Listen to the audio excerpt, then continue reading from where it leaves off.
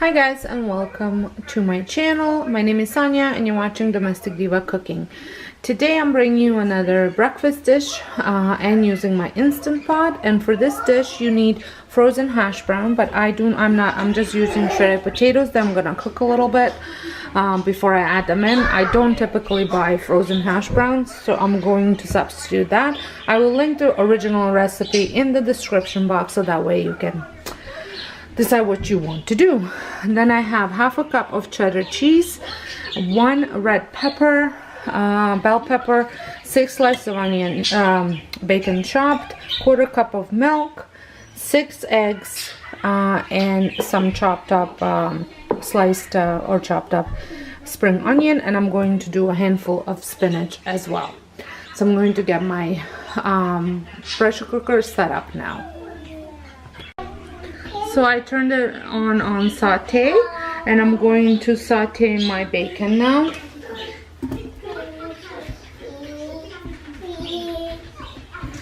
Just until it's semi-cooked. I don't want it completely crispy, just cooked. And I'm making this actually for lunch instead of breakfast, but totally can make it for breakfast. The total time it's supposed to be 25 minutes from chopping to cooking.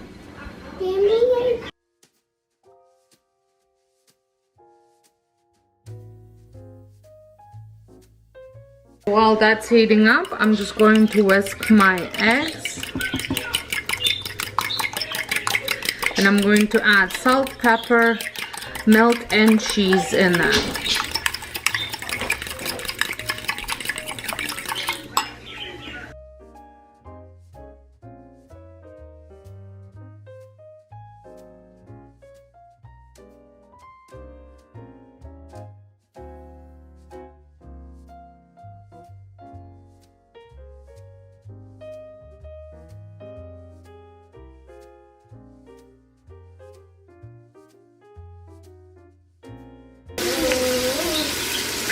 So it's almost there. Now I'm going to add my potatoes that I shredded, some vegetables,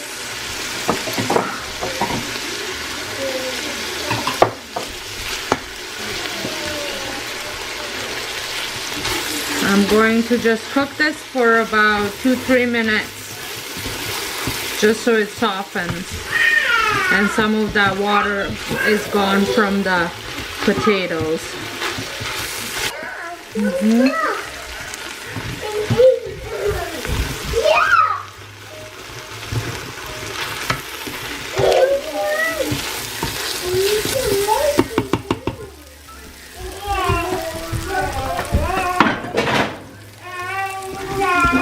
I'm just going to use my wooden spoon so I can scrape off the bottom a little bit better.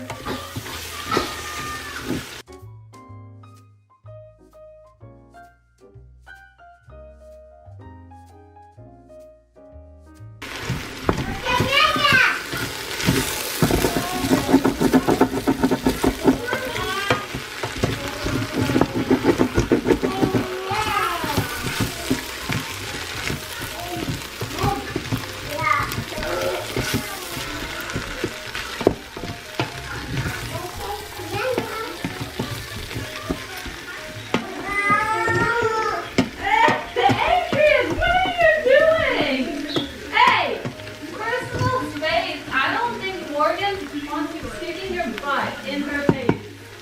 Okay? So I think this is good. And now I'm going to pour my eggs and cheese into it.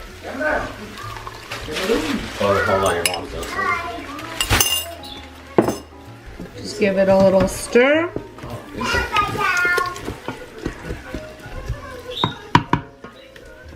Just so everything is covered with egg mixture. And now I'm going to put a lid on.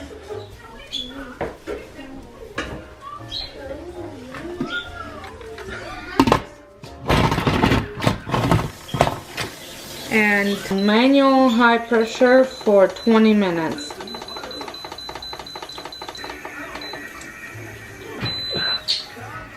And then once it's done, I'm gonna release the pressure. So it is all done, and now I'm going to release the pressure. Oh, and then there isn't much pressure there, which I figured there wouldn't be. No.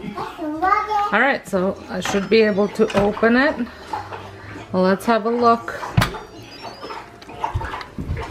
Doesn't look like it's really done yet. Let me see. Oh no, it's cooked. It is cooked.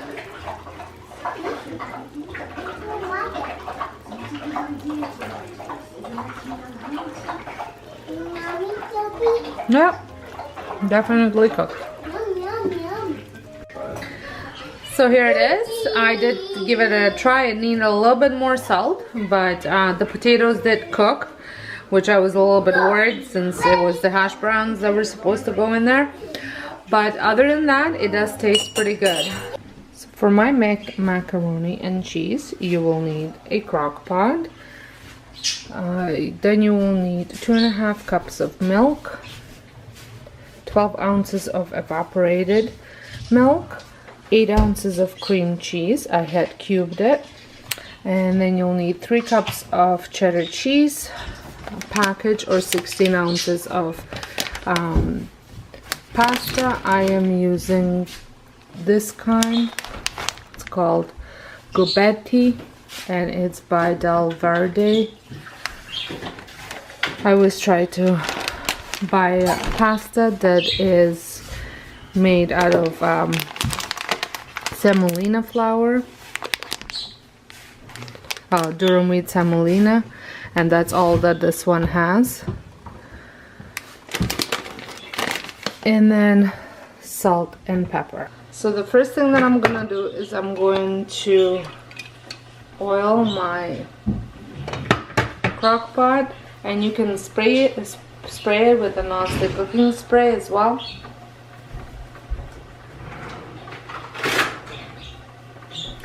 So I just use olive oil and a brush.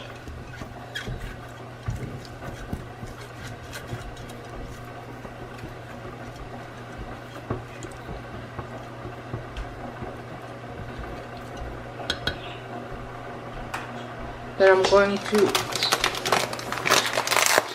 put a package of, actually I'm going to add my liquids in first. So I got my milk and my evaporated milk.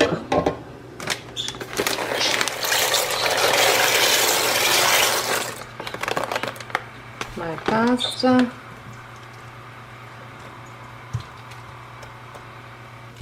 And then my cream cheese.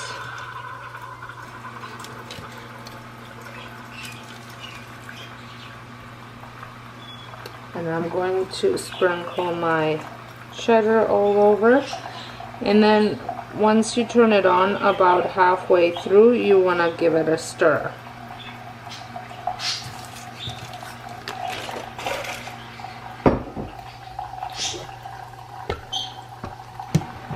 Put the lid on, make sure it's secure, and you don't want to put these on. Now I'm going to turn it on for about 3 hours. So here it is. As you can see, it is a little bit on a drier consistency, but we prefer it that way. If that's not what you like, cook it for about 2.5 hours versus 3 to 3.5 hours, and I would also add a little bit more liquid. But we like the little burnt cheese pieces that are on there, and so that's why I make it this way. For dinner, I am making a crock-pot chicken pot pie. I'm trying to make it a little bit on lower carb side, I guess. It's not low carb like keto or anything like that, but a little bit lower carb. So first thing that I'm going to do is I'm going to make myself a substitution for condensed cream of chicken soup. And for that I need some chicken broth, which I have my own homemade, some milk or cream, so two-thirds of a cup of stock, 2/3 of a cup of milk or cream, quarter teaspoon of garlic powder, onion powder, and then some salt and pepper to taste. And then you will need a little bit of flour. You can substitute this, I think, with xanthan gum if you really wanted to make it super low carb. And then I need some butter. Now that the butter is almost melted, I am going to slowly add flour and whisk it. I'm going to slowly add my liquid, so my broth and my cream, and whisk while you're adding it. And now I'm going to bring it to a boil, and I'm going to use one-third of a cup of this for my recipe, and the rest I'm going to throw in a freezer. So for the pie, well, for the pot pie, crock-pot pie, you will need chicken, some celery, so half a cup of celery, approximately one celery. Is there a rind? Salt, pepper, and garlic powder. I will share the recipe. And then some poultry seasoning. I have made my own because I don't typically have poultry seasoning, so I can share that recipe. Just sage, marjoram, thyme, nutmeg, and pepper. Some milk or cream, half an onion, your condensed soup, package of frozen vegetables, and then I am using cauliflower instead of potatoes, and I did mention chicken, right? So I'm gonna put everything into the slow cooker and cook it for, I'll let you know. So here it is, and I put it on for 7.5 hours because that would bring it to the time when we need to eat it. And I can't wait to try it. It is my first time making it, so we'll see how it tastes. I'll let you know what I think. So it is done. I just shredded the chicken, and make sure you taste it because I did have to add a little bit more salt. Sharing a dessert. Now making a pumpkin cobbler, and here are the ingredients, and I will have the recipe linked down below. So I'm going to start with, with my dry ingredients as I spill my milk inside my dry ingredients. So I've got a cup of flour in here, and then I'm going to add 2 teaspoons of baking powder, half a teaspoon of salt, 3/4 of a cup of granulated white sugar, and then 2 teaspoons of pumpkin pie spice, and I will have that linked in the description box as well. I make my own. So now I'm going to mix all of this together, and then I'm going to set it aside.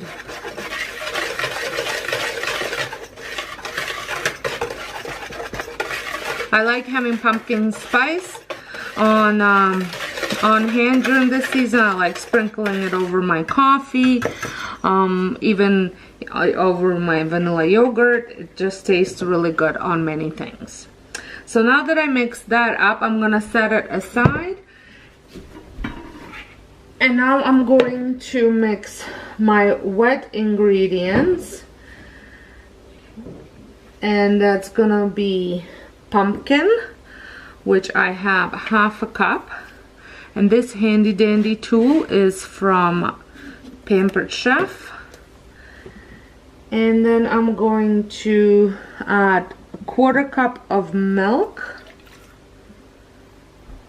and it asks for vegetable oil. I don't have any vegetable oil, but I do have coconut oil, and I use that a lot in my baking, so that is what I'm using here. And you need 1/3 of a cup. And then you will also need to add a teaspoon of vanilla, and then you mix it all up.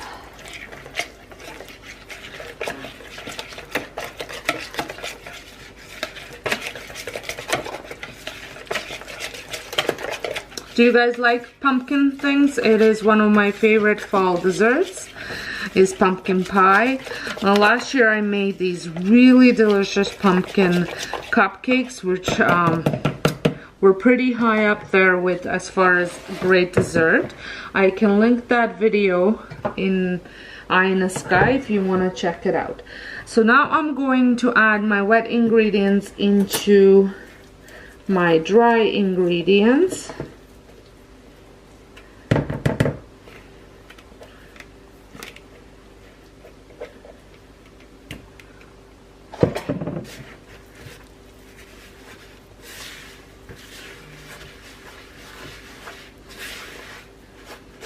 And you want to mix it up until a thick batter is formed.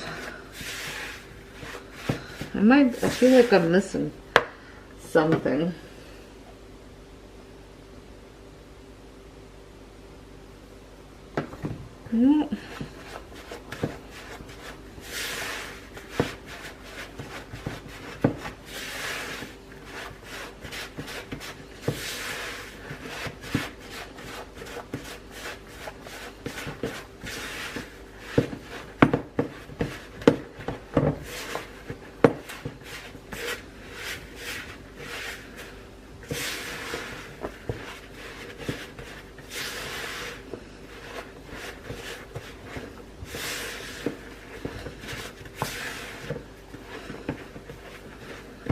Okay, so it's like that now. And now I'm going to get my crock pot ready. And I'm using my smaller crock pot. And I am going to line it with parchment paper.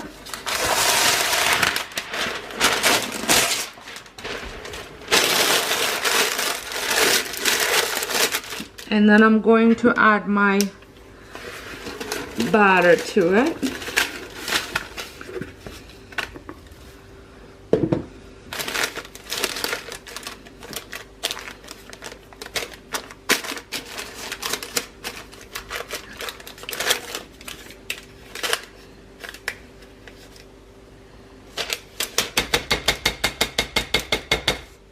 There we go. So now for the topping, you need half a cup of sugar, white sugar, half a cup of brown sugar, quarter cup of chopped pecans. Mix it all up.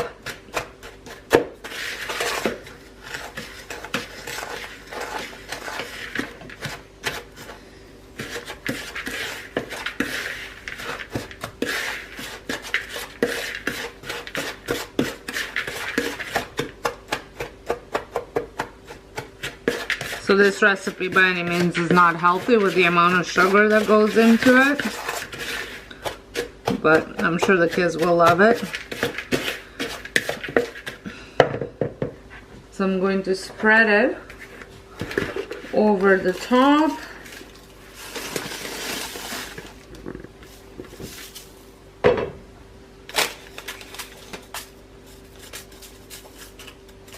And now I'm going to pour, I boiled some water, cup and a half of it. And you want to pour it over the whole thing.